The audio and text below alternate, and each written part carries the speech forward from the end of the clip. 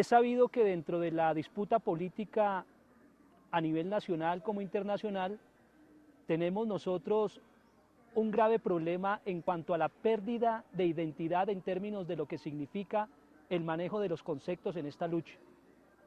Yo, como militante de la izquierda progresista, de la izquierda revolucionaria en el país, militante del Polo, reivindico, al igual que el doctor Carlos Gaviria, la existencia del delito político en Colombia. Y si existe el delito político en Colombia, existimos los presos políticos.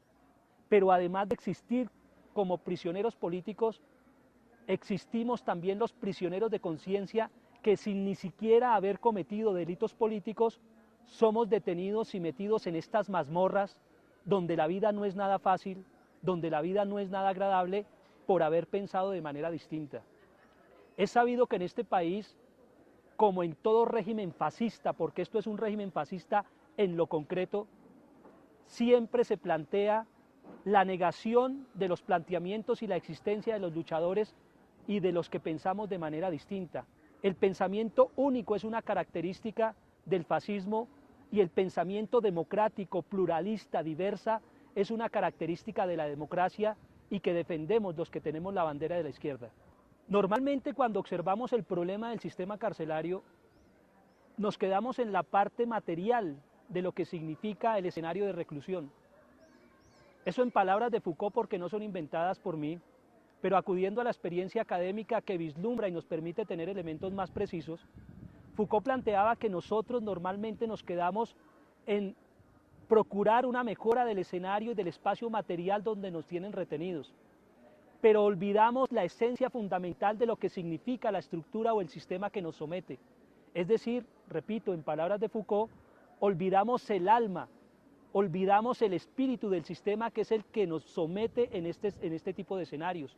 Nosotros, todos los presos, los políticos y sociales y los de conciencia, somos víctima y somos producto de este sistema que nos tiene aquí encerrados. Por eso es importante rescatar este tipo de conceptos. Repito, porque se nos ha desdibujado que el concepto existe, se nos ha desdibujado que la categoría existe y como no existe la categoría ni el concepto, nosotros como sujetos sociales y políticos no existimos y se nos resume a la categoría donde todo cabe, a la categoría de terroristas.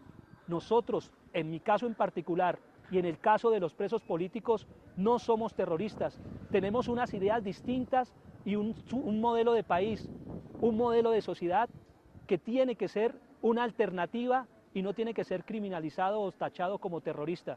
Yo soy de izquierda revolucionaria, repito, soy socialista y abrigo la esperanza en un mundo comunista. Eso no es un delito en una democracia, pero en un régimen fascista como este, claro que es un delito. Y ante todo, soy defensor de derechos humanos y por eso la claridad que hay que hacer para defender los derechos humanos, reivindicando las categorías precisas de la sociología y de la política. La principal falla que existe en términos de la condición de la estructura del crimen en el país y desde mi perspectiva también política, porque no me despojo, repito, de mi condición política, es el problema del sagrado derecho que existe en esta sociedad a la propiedad privada. Quienes ostentan el poder utilizan cualquier tipo de herramienta para eliminar a quienes posiblemente les pueden limitar el acceso a ese poder, es decir, los desposeídos. Por eso en este país la lógica fundamental de quienes ostentan el poder es eliminar a cualquier precio y por eso aparecen las bandas emergentes, sofisma de distracción cuando sabemos que es una estructura de eliminación física de cualquiera que se oponga al régimen o de cualquiera que ponga en peligro la estructura de dominación y de producción, cualquiera que atente contra el sagrado derecho a la propiedad privada. Démonos cuenta de que quien ostenta el poder de la propiedad quiere eliminar al otro porque pone en riesgo la propiedad sobre el bien que posee. Pero a la inversa, quienes creen que accediendo a los bienes como propiedad privada también acuden a un elemento de violencia y está el delincuente, el que transgrede ese derecho legítimo, entre comillas, ilegal de la propiedad privada. La reglamentación interna de las cárceles es un problema bastante complicado. Por ejemplo, lo que ocurre en esta cárcel, como lo que ocurre en el resto de las cárceles del país. Una reglamentación interna de una cárcel, como de cualquier otra institución del Estado o de una entidad privada, no puede estar por encima de una ley del Estado y muchísimo menos estar por encima de la ley de leyes que es la Constitución. Y me he dado cuenta de que cuando cojo una reglamentación como la de esta cárcel y la comparo con la ley 65 del 93 y la comparo con la Constitución, muchos de sus elementos reglamentarios contradicen la ley y la ley de leyes, la Constitución. Yo creo que las normas del reglamento carcelario tienen que estar a la par con la Constitución, es decir, brindarnos los máximos derechos a los cuales tenemos nosotros que acceder, así estemos en una situación de reclusión. Cuando se plantean los elementos de la resocialización del individuo, por lo menos en términos de ley, de la ley 65 del 93, se plantea la necesidad de estar cerca y de interactuar con el núcleo familiar para que nos podamos reubicar nuevamente en el ambiente social y salir de la condición de delincuentes. Cuando se dice que hay unas limitaciones en términos del acceso a las visitas, que se colocan una serie de trabas, de talanqueras, que no tenemos acceso a nuestras esposas, a nuestros hijos, a nuestros amigos, se colocan una serie de trabas, nos violan ese derecho. Y constitucionalmente nosotros tenemos el derecho también a estar cerca y compartir con nuestras familias en la construcción de la Colombia que queremos todos. Otro ejemplo, si les parece, podemos tenerlo en cuenta en términos de lo que significa para nosotros los colombianos tener unas condiciones dignas de un servicio de salud integral, que así estemos nosotros en las cárceles por leyes de los magistrados o por lo menos por sentencias y pronunciamientos de los magistrados, se ha obligado al Estado para que todos los colombianos estemos cubiertos por un régimen de salud, incluyendo los que estamos presos. Está la ley 1122 del 2007 que plantea la cisbenización de toda la población carcelaria. Hasta ahora se ha dicho en un artículo del El Espectador hace 2 semanas que Caprecon va a cubrir supuestamente el sistema de salud de los presos de Colombia. Más de 2 años estamos en el limbo del sistema de salud en el país para los presos. Después de 2 años nos prometen hacer eso y eso viola un elemento que se da en términos de reglamentación interna donde no se cuida la salud del interno, donde no se cumple una ley que está estipulada en la 1122 y donde viola el derecho constitucional a tener un servicio de salud digno para toda la población colombiana. Ahí hay una contradicción entre la Constitución, entre la ley y entre la reglamentación interna. Cuando hablamos de la resocialización, estamos hablando del problema de la sociedad en general.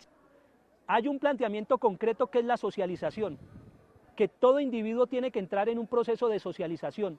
Y hablemos de 3 estructuras socializantes en el mundo. La primera, la familia. La familia en Colombia es una familia absolutamente desintegrada por el sistema económico, político y social que tenemos.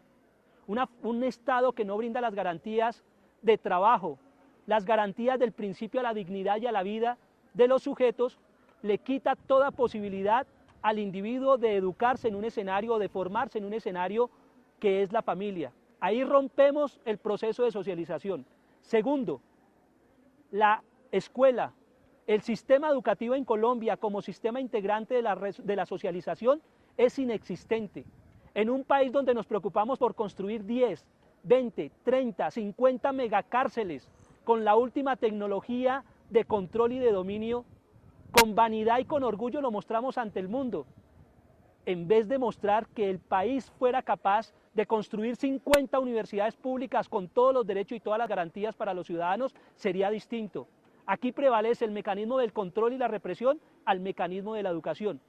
Y si vemos la iglesia, que es el tercer elemento, digamos, importante en la socialización, se preocupa más por generar grandes rebaños que por construir grandes pastores de la vida misma del individuo y pastores de la sociedad. Es decir, los 3 entes fundamentales de la socialización fallan y por eso se acude a la resocialización, porque inevitablemente cada ciudadano está en riesgo de cometer grandes fallas, grandes errores en su vida colectiva porque no estamos socializados. Entonces, nos obligan a resocializarnos en estos tipos de escenarios y aquí no hay resocialización. Si no pudimos en la socialización, menos en la resocialización, que es el sistema carcelario. Y el problema es estructural.